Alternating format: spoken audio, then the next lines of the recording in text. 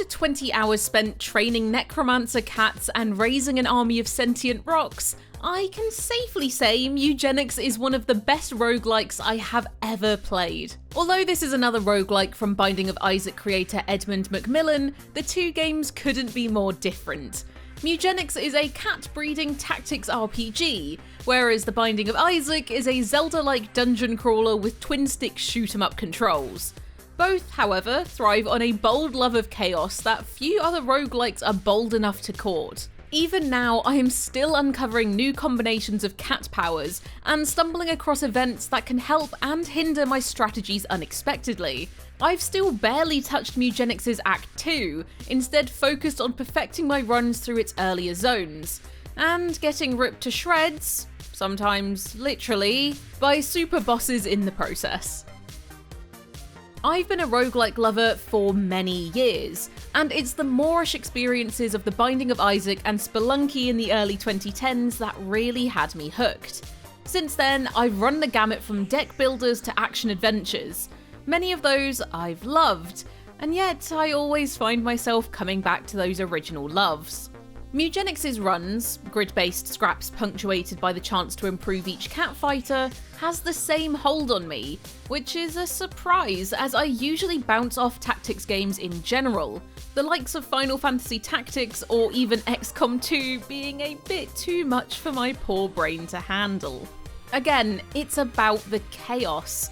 While Hades 2 is a phenomenal roguelike that's given me tens of enjoyable hours in its own right, I find its high degree of design polish can sand down the game's friction a tad.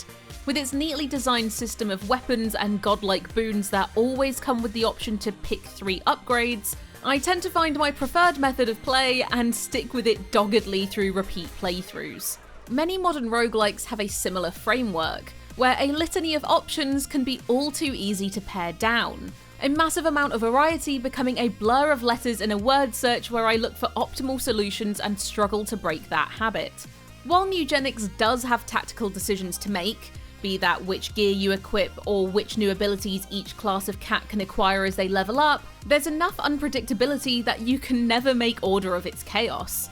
As cats retire after each run, only sticking around long enough to, hopefully, pass along some of their skills to a new generation.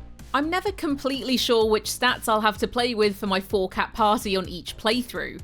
Even gear can't be counted on for infinite reuse, a chance to break after each adventure meaning I have to fill my backpack up each time. Over time though, the gameplay begins to settle into an effective loop.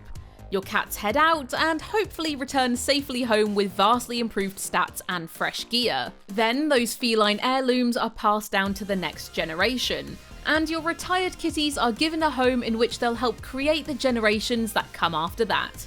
Each night there's a chance that cats will breed, passing on their vital statistics and sometimes their abilities to their offspring. A retired cat in a comfortable, well-furnished home will breed more regularly and give birth to kittens in better condition, which will grant you the edge when they're ready to go out on their own adventures.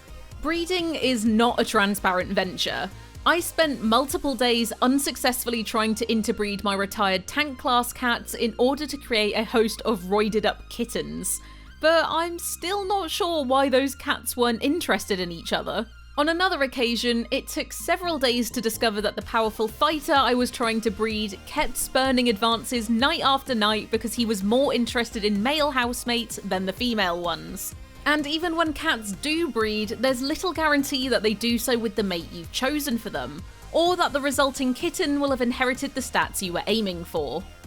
At times, it means Mewgenics can feel a little unfair. You might be on a run with cats particularly susceptible to debuffs only to encounter a weather event that means fire is breaking on each map zone constantly. But equally, you might butt heads with the first zone's bomber rat boss while it's raining, meaning his explosives are completely nerfed.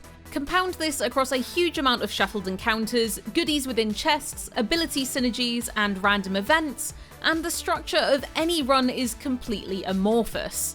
Looking on in despair as I misjudge the distance of a shark that'll instantly kill my bleeding kitten who's been backed into a corner, or my cat literally exploding to a boss right at the end of a run, throughout which said kitty had to escort a quest item to the final screen, I've had some foul, unlucky runs.